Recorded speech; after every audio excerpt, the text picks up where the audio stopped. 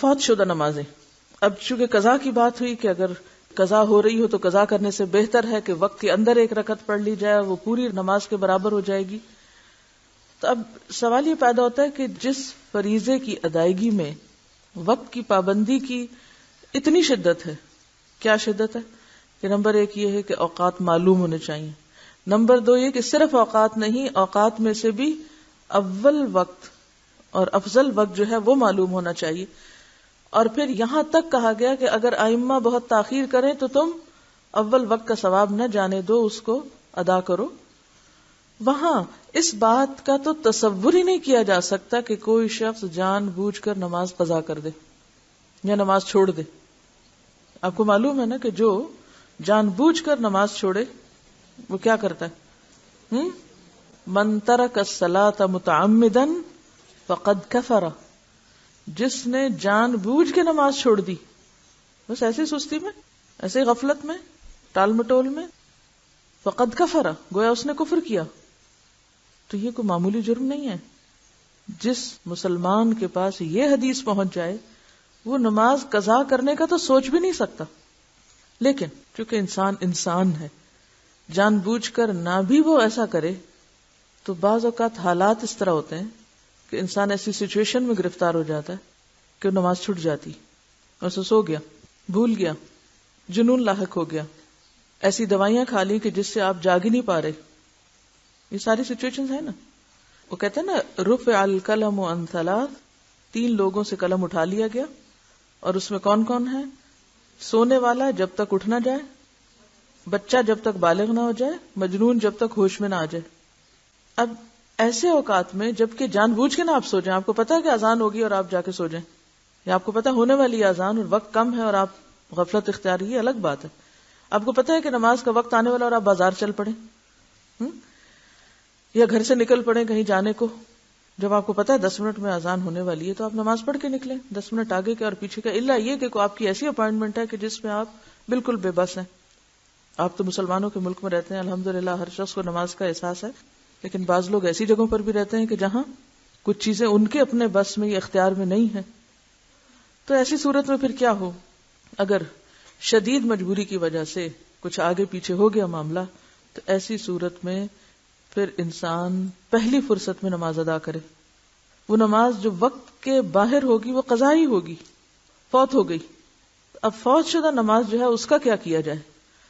حضرت انس رضی اللہ عنہ روایت کرتے ہیں کہ رسول اللہ صلی اللہ علیہ وسلم نے فرمایا، من نسی صلاۃ فلیصلی اذا ذکر لا کفارۃ لها الا ذلک.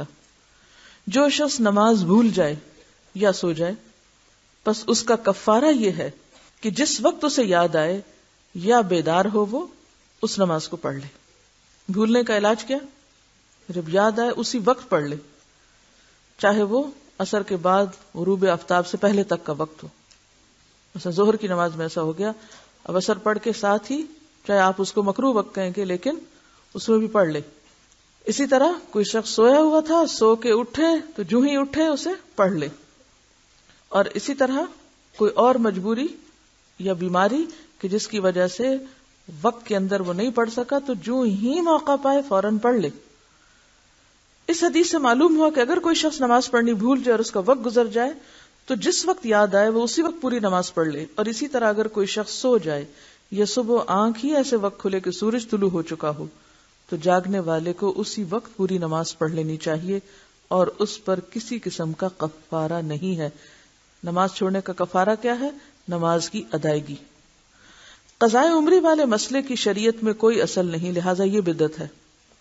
قضاء عمری کیا ہوتی ہے کہ انسان جان بوجھ کے غفلت سے نمازیں چھوڑتا چلا جائے کہ ابھی تو میں بہت مصروف ہوں، ابھی میں طالب علم ہوں، ابھی میرے بچے چھوٹے ہیں، ابھی میں جاب پر ہوں، کام ہے، اور جان بوجھ کے نمازیں ترک کرتا چلا جائے کہ جب میں حج کر لوں گا اور جب میں بوڑھا ہو جاؤں گا، پھر میں ریٹائر ہو جاؤں گا تو پھر اور تو کوئی کام نہیں، میں پچھلی نمازیں پوری کرتا رہوں گا.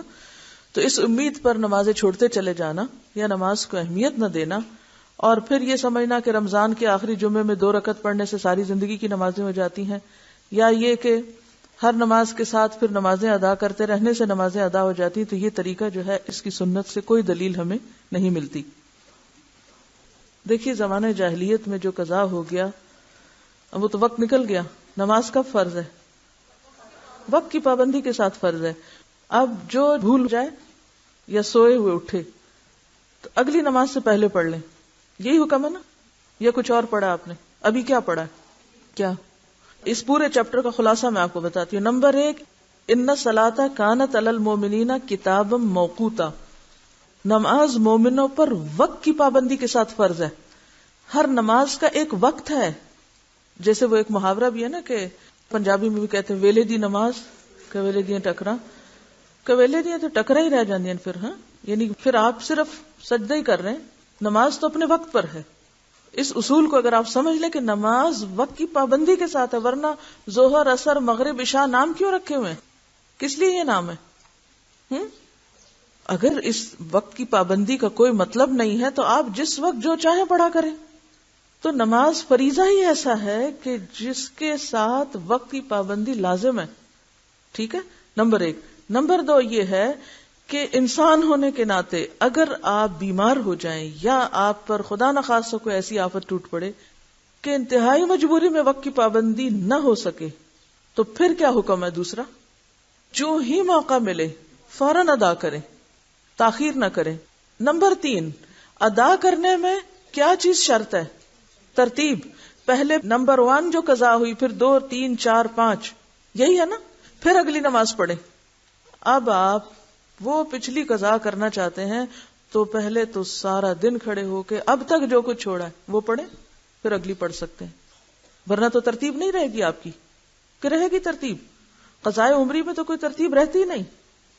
یہ تیسرے قاعدے کی خلاف ورزی ہوگی. چوتھی بات یہ ہے کہ جو شخص نماز جان بوجھ کے چھوڑ دے وہ قضا کرنے والا نہیں ہے، وہ بہت بڑا مجرم ہے. اس کے اوپر تو بہت سخت بات ہے اور اس کا علاج توبہ ہی ہے. توبہ، استغفار اور آئندہ کے لیے نماز کی پابندی، تاکہ کوئی شخص جرت نہ کرے نماز کے وقت میں نماز چھوڑنے کی، کیونکہ یہ معمولی جرم نہیں. جب ہم یہ کہتے ہیں اچھا یہ بھی پڑھ لو، وہ پچھلے سال کی پڑھ لو، اس سے پہلے کی پڑھ لو، ایک تو سنت میں کوئی ثبوت نہیں اس کا کہ ایسے کچھ واقعہ ہوا ہی نہیں. اور دوسری بات یہ ہے کہ اگر یہ ڈھیل دی گئی تو نتیجہ کیا ہوگا؟ آئندہ لوگ اس کو ایک نارم بنا لیں گے. نمبر 1 توبہ استغفار. نمبر 2 نیکیوں کی کثرت، نوافل کی کثرت، کہ آپ کی کمپنسیشن ہو پچھلی. اب پچھلے فرض وقت کے بغیر پڑھ رہے ہیں تو وہ تو نفل کے برابر ہو گئی، تو وہ اس نیت سے پڑھیں یا آپ ویسے ہی نفل پڑھیں تو نوافل کی کثرت کریں تاکہ جو آپ نے چھوڑا ہے اس کی کہیں سے کمپنسیشن ہو. چوتھی بات یہ کہ اگر آپ کی زندگی نہیں، مثلا اگر آپ اس چیز کو اصول بناتے ہیں کہ لازماً پچھلی ساری ہی دہرا کر اسی نمبر اور اسی عدد میں کرنی ہے آپ کو، تو اس کا نتیجہ یا اس کا مطلب کیا ہے کہ آپ کو پھر اتنے سال مزید جینا چاہیے. ٹھیک ہے. اب اگر آپ نہیں جی سکتے تو کیا کریں؟ اس کے لیے پھر ایک اور مسئلہ نکالا گیا، اور وہ بھی من گھڑت مسئلہ کہ پیسے دیں. کوئی سنت شریعت میں کہیں بھی نماز کا کفارہ نماز کے علاوہ دوسری کوئی چیز نہیں، کوئی دلیل ہے ہی نہیں. تو دلیل کے بغیر آپ کہاں سے خود سے اپنے خیال سے قائم کیے چلے جا رہے ہیں باتیں. اب آپ پیسے دیں، اگر آپ کے پاس پیسے بھی نہیں پھر آپ کیا کریں؟ نماز کا کفارہ پیسے نہیں ہے، نماز کا کفارہ نماز ہے. آپ کو نمازیں ہی پڑھنی ہیں. اب وہ تو وقت کے اندر تھی، وقت کے بغیر پھر آپ کثرت سے نوافل پڑھیں، کیونکہ وہ اگر وقت کے بغیر آپ پچھلی دہرا بھی رہے ہیں تو نوافل ہی ہیں، قبیلے دیاں ٹکرا ہی ہیں. ٹھیک ہے. تو ایسی صورت میں اب کرنے کی ضرورت یہ ہے کہ اس نقصان کو مختلف طریقے سے پورا کریں. ٹھیک ہے. ایسی سچی توبہ کریں کہ جیسے ایک کافر مسلمان ہونے پر کفر سے توبہ کرتا ہے نا تو کیا ہوتا ہے؟ پچھلے گناہوں کا کیا ہوتا ہے؟ واقعی ایک کافر جب مسلمان ہوتا ہے تو اس کے پچھلے گناہ معاف ہوتے ہیں. تو پھر ایک مسلمان نے اگر کفر کا ارتکاب کیا ہوا ہو تو کیا وہ توبہ کر کے مسلمان نہیں ہو سکتا دوبارہ؟ کیوں ائمہ کے فتاوی موجود ہیں کہ ایسا شخص جو جان بوجھ کے نماز چھوڑے اسے مسلمانوں کے قبرستان میں دفن نہ کرو. کوئی معمولی باتیں نہیں ہیں، لیکن ہم نے نماز کو ایک مذاق بنا لیا. حضرت ابو قتادہ رضی اللہ عنہ سے روایت ہے کہ رسول اللہ صلی اللہ علیہ وسلم نے ایک سفر میں فرمایا، آج رات کون